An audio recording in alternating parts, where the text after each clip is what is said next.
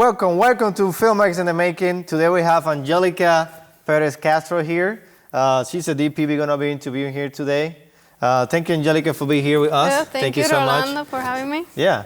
So before we talk about what we're going to talk. So how you feel today? I feel good. Feel good? Yeah. So Angelica, I know her for a year, and I met her last year at the Atlanta Film Festival, right? Yes. So it's a very good place. And Angelica, she's from Puerto Rico, right? Yes. So how was before starting all the filmmaking thing? What you were doing before? What's your background? So my background is graphic design. Okay. So when I was little, I used to like paint a lot and draw. So I used to be like the creative in the family. So like everybody wanted to like make drawings for them. So I didn't know that I wanted to do filmmaking. So I pursue graphic design because, believe it or not, like I wanted to be a vet. A vet? Yeah, so it's like completely different thing. Okay. But then like in high school I took like elective classes about biology and all that stuff, and I felt like I liked it, but it wasn't for me. Like, so is something created about it. So during my undergrad degree I took photography classes and animation class because I thought that I wanted to work in Disney, Pixar, that was like my dream. But then I realized, like, no, that's like drawing too many frames and all that stuff. That wasn't for me. Too many frames once. I know, it's too much. I really admire people in animation. So photography is what, like, man, I really like behind the camera and seeing the image come to life, especially when you're doing, film in the dark room and developing on your own and making your own little, like, black whole camera. It's great. So photography was the one thing that pulled you over to the yes. Well, no filmmaking field, but at least the first step to where you at right now. Exactly. Photography was the one that brought me into the camera world. Even though when I was a little girl, I used to like go in my handy cam and just record random stuff. So I always knew there was something about storytelling that it was in me that I wanted to show, but I didn't know how to execute it. Okay. But then I realized it was camera. That was the way that I express myself better to tell a story. So what was that thing to make you jump from photography to filmmaking? Well, it's storytelling. So I know you can tell stories on a still image, but like I told you earlier, like I wanted to pursue animation. I know it's completely different medium, but I knew that I wanted to tell a story with motion. I was always intrigued about camera movement. Like I always wonder like how they do that, all that stuff, with. So you learned filmmaking in Puerto Rico, or you learned when you moved here to the U.S.? So I didn't know where to start because I'm the only one in my family who decided to pursue this career. So I decided to apply to film school. In Puerto Rico or here? In the United States. Okay. Because in Puerto Rico right now the film programs are not as strong. So my best option was to move to the United States to pursue filmmaking. By yourself, or you moved with a family member over here? No, by myself. So the interesting thing about it is just the application process for colleges. You have to submit a work, but I didn't have any work because I never done a short film or anything. So it was really interesting to make my first short film, like writing everything, pretty much directed, shot it, edited. That happens to everybody. Like they go through all of. Well, that's the main thing. Most of the filmmaker, I mean, you want to do something and they ask you for a demo reel, but it doesn't mean if you don't have a demo reel, it doesn't mean you don't have the passion, the vision. It's like you haven't done it yet. But exactly. Unfortunately for filmmaker, you must show a demo reel in order to show that you have a passion, a vision, or you have skills that way. So the thing is, when you did the short film, how was what difficulty you went through? Because it was your first one. You have no background. You have somebody else guiding you, a mentor or something? Yes, I did. So in my undergrad in Puerto Rico School of Fine Arts, there's a small, well, there's not a film program, but there's some like screenwriting class in there. So a few electives are related to film.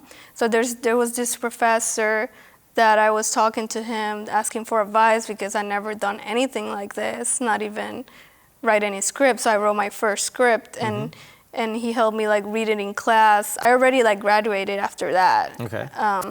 But he was good enough to help me like mentor to the process, like, oh, you have to do this. So he gave me like a small 101 crash course about everything filmmaking. So you went all to all the pre-production, all that. It's your first day, you're in front of everybody looking at the frame, your first shot. What was going through your mind? I didn't know what the hell I was doing. I was Like what? Yeah, I mean, I had no experience directing, so I was doing everything. I was doing the camera. Like the camera aspect of it made it easier for me because that's where, I feel like where my passion is really it. But, talking to actors, and there was a certain scene in my first short that, it's a couple in a relationship, and there's intimate moments, and I feel like, oh my God, how I'm gonna direct this? So, if you will say one thing that you learned for that first short film, what was the one thing that you said, thanks to that first short film, that helped me to learn this, and what was the one thing you would say? Organization is key. I feel like if you prepare yourself as much as you can before shooting, it's gonna go way smoother. And I still feel like that's the most important thing, even that I'm here doing other indie projects.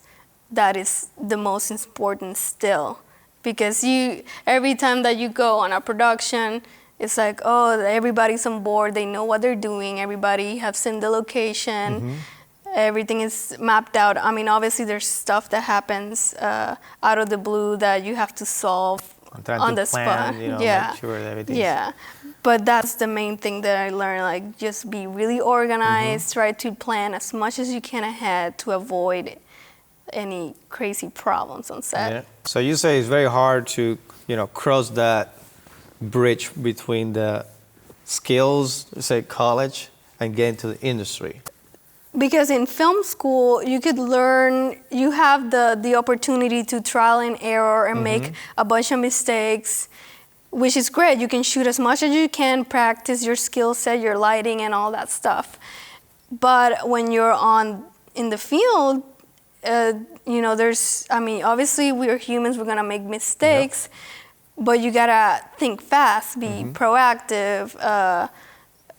You gotta be on the move. There's no how we can 3 steps ahead what was going on. Exactly. So they don't teach you that on school, which is unfortunate. And the other thing that you said was networking as well. Like they don't teach you like how you should assist on events, go on mixers and talk to people.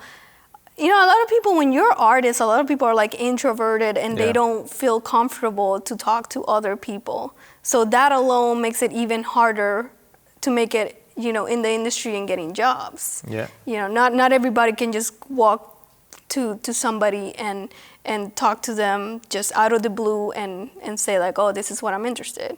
Yeah, because this is a people industry. Exactly. And like you gotta like to you be have around. to like who is on set with you. It's like it's not just about skills. It's about people business. If you can build a relationship, people feel comfortable working with you. Exactly, and that's key. What you're saying right there, because good attitude shows more. Even if you don't know as much, your skill set is still you're still green. You're still learning. But if they see that you really want to learn and you respect the people on set, they like kind of stuff, and they're gonna bring you on and teach you even more. So you touched a big subject, networking. I think networking is key. I mean, like you say, it's been key in your career to be where you're at. So how do you network? How Angelica go out there and then and sell herself? Well, it's always hard. It's always tricky how do you present yourself to other people. So when I started, going to film school, I talked to professors, asked their advice or where you should go.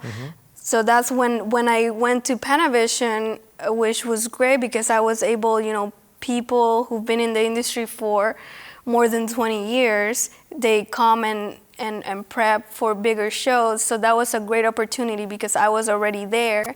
I could talk to people and say like, oh, I'm interested in doing this. And I could actually ask, for any technical or creative questions that I wanted to them, and they could answer right away. And that's a good way to still build relationships because they could say like, oh, I have this person who's looking for somebody to shoot this, to shoot that. So I still remember when I met you first time. We were in that big event at a film festival, and then I saw you, and then you came to me and said, hey, hello, I'm Angelica. Who are you? I mean, so how I mean, that's very impressive because most of the time when we say women in this type of event, they're a little bit more reserved. So why you have that open attitude and then you go to people, hey, I'm Angelica, how are you?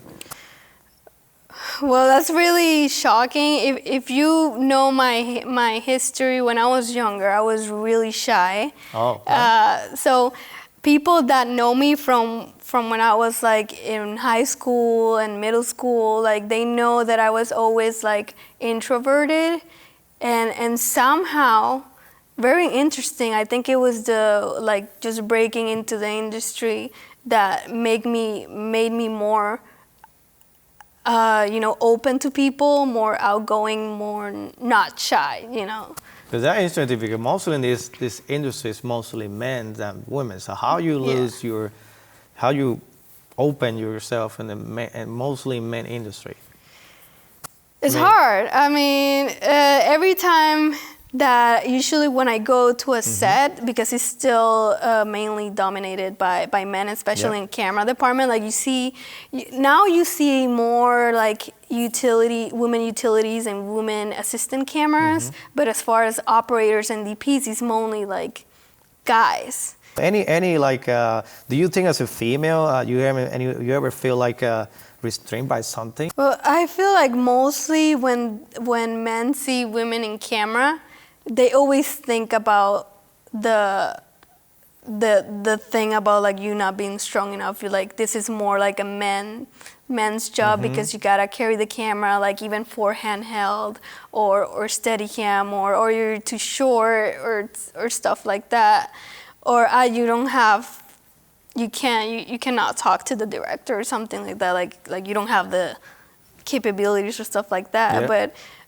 But I feel like women, we see those details even more sometimes than men. Like, we're not saying that men are not like detail oriented or anything, but sometimes we picked up things that they don't see because they don't think it's important. Or so you said technical things or art details or details of what's in the frame. I'm just thinking about like operating or DP. All right, Angelica, is any specific moment or story you can share with us that you were feeling comfortable around men on set? Yes, there's a few stories, and there's ones that kind of pops up in my head. So it was an all guy crew. I was the only girl in the camera crew. I was doing assistant camera by that time, and like men, they could say certain things or like checking you out or like giving you compliments and all that stuff, and you're working. You don't want to deal with that stuff. They could keep it to yourselves, but when it comes, they're bringing it in a working environment and try to tell you this kind of thing that you should not be telling. That makes you feel uncomfortable. I mean, any girl should feel uncomfortable. Just like calling you out certain things, even if it's not like bad things. But it still makes you feel uncomfortable because you're in a working environment. You want to keep it as professional as possible. Like you don't have to tell me those things. So how do you handle those things on set? Like how you separate those uncomfortable things that you can still keep working, because I mean, if you feel uncomfortable, it can affect your work, it can affect your concentration. How do you manage? So women's out there, maybe, I mean, going through something like that, how do you manage that it doesn't affect you professionally or personally either? It's a hard struggle because you don't wanna lose your job, but then you don't wanna keep quiet because that's not right. You know, they have to learn. We gotta stop making that a habit. You know, they gotta get used to like we can be in this department as well, and we don't have to be hearing all of this. Like we hear it at, you know, on our social times. You know,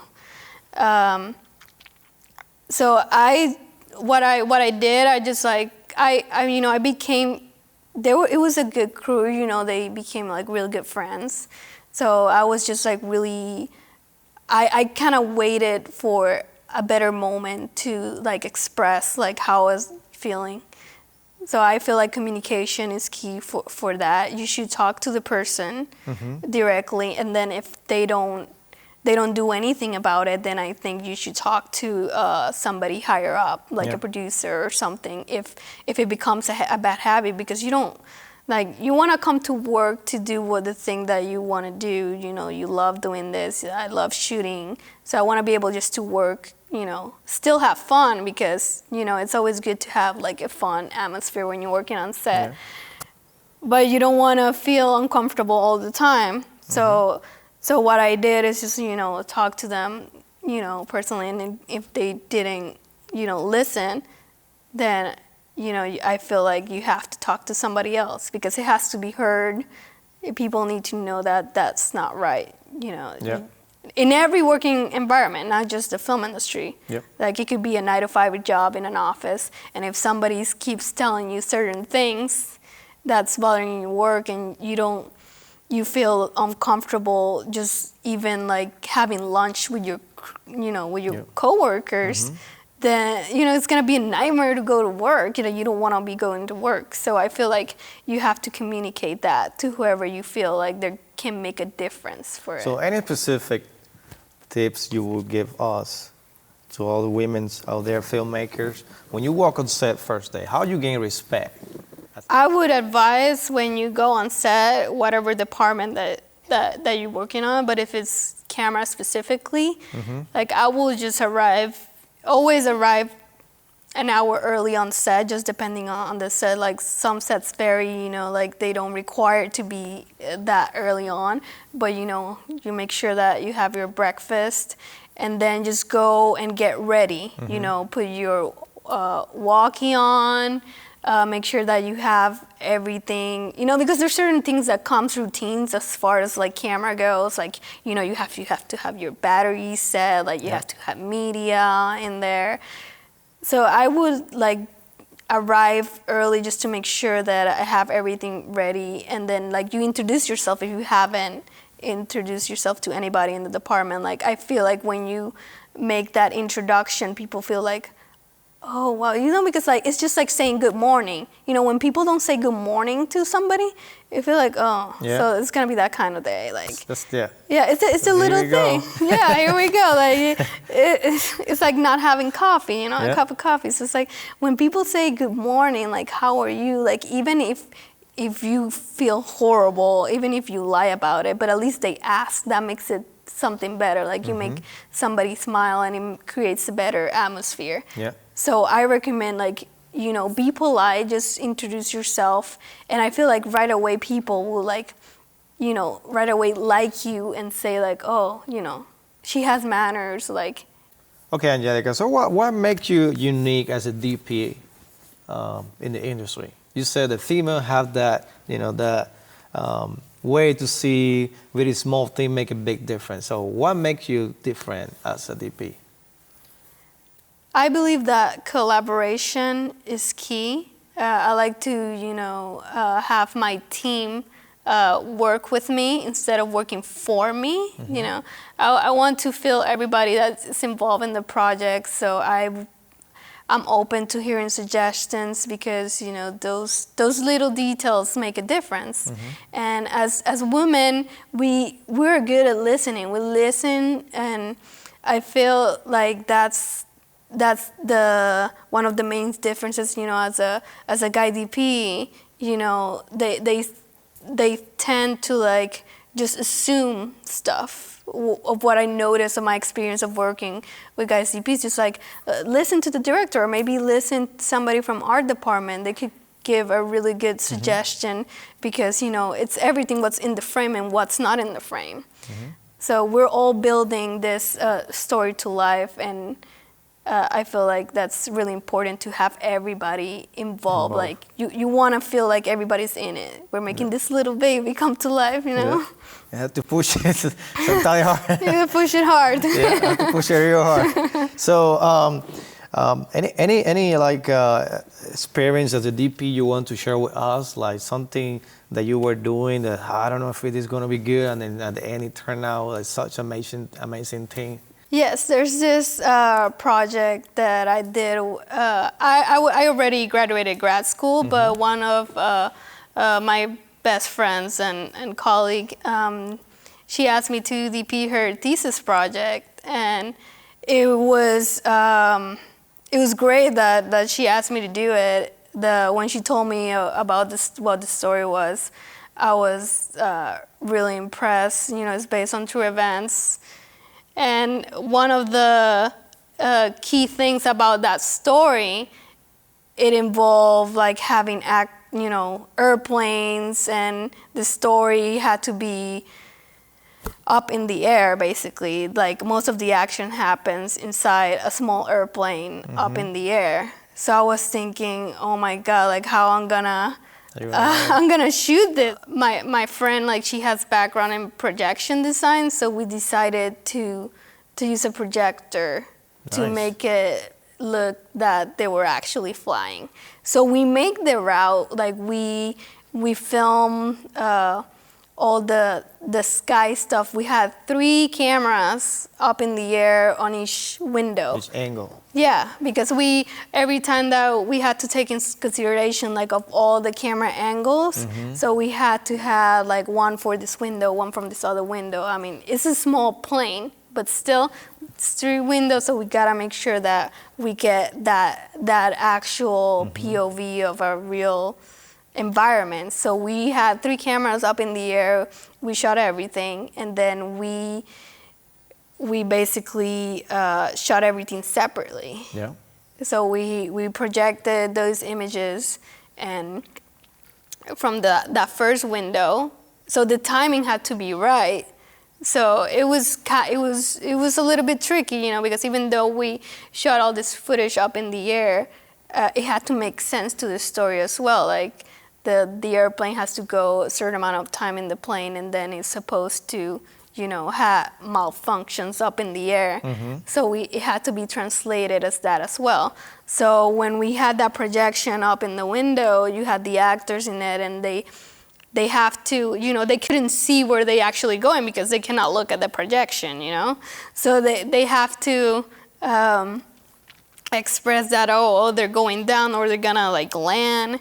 So it was really challenging, and not only have that projection, but also have the lighting inside the aircraft, make it look believable. Like this is the lighting that should be inside a plane, and and making that contrast of that projection, and not having look out of contrast, or looking too many different colors, or it's definitely like they shot this separate or something like that. That you gotta make it blend and look like they're actually up in the air. So all those factors of lighting, and then making the actors like know when to react a certain way because of the path of the plane that we see in the background.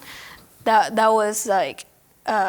And also the movement too, because we gotta, we had somebody turning or something. Yeah, we had somebody like shake the plane to have that little extra like, so when they were like in distress, we shake it a little bit more. So instead of a camera shake, it felt more credible on screen Yep. when it was moving the plane, and they did that stuff on Star Wars too, like watching the behind the scenes. I was like, oh my god, for the Millennium Falcon, they did shake the wing to make it look like they were actually real. flying. Yeah. And it does work. I mean, those little things you would think like, oh, they will look fake, but it actually translated really good on screen. Like I was like, hearing their reactions with people who didn't know the pre-production work and production work of it. It was amazing. Like people like, oh wow, it looks so real. So just having those camera tests are like really important for especially like challenging shots like that. And if you don't have the budget or access to a green screen, I feel like it's crucial to have all the stuff like numerous tests. Yeah. Okay, Angelica, when you go to bed at night, what do you talk to yourself? What do you feel proud? I mean, what would you tell Angelica when you close your eyes to keep making it happen and not give up? What is that thing, I just want to tell a story. Okay. Like I always keep thinking like, oh, I want to create, this visual images, impactful. And I know it may sound like really like broad, like not like as exciting for many people, but every time like I'm just thinking about how I'm gonna create the next shot, even if I don't have a script or anything. Like I'm just thinking like, how can I take my skill set to the next level, like what I can do to make it better.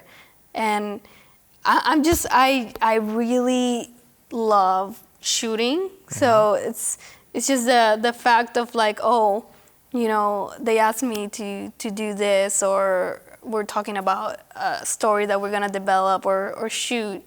It's just like, oh yes, and now it's like, you're going back to zero again, and like, yes, now I gotta create this little baby again, and start thinking creatively how to do it. It makes it really exciting, like how I'm gonna shoot this. Like you have to really think about it, and like the motion of it, and like, oh, what I'm gonna be able to play with next, like what tools can I bring, Even if there's limitations, like I will use those limitations as a creative tool, because sometimes they can push us to do creative things that we never thought that we could do, because sometimes we can have all the budget in the world and have like all this gear, and some people don't know what to do with all these things.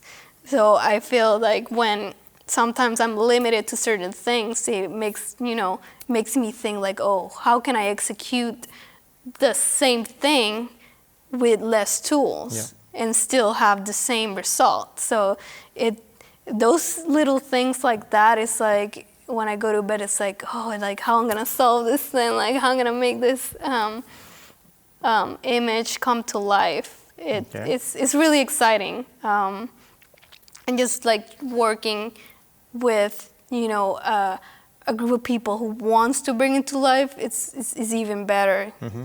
So I would advise the women out there just to who wants to be in camera, just if they have access to any type of camera, just shoot and just try to create as many images and get better at as their craft. Any word of advice you would like to give to all these women out there who want to do what you're doing?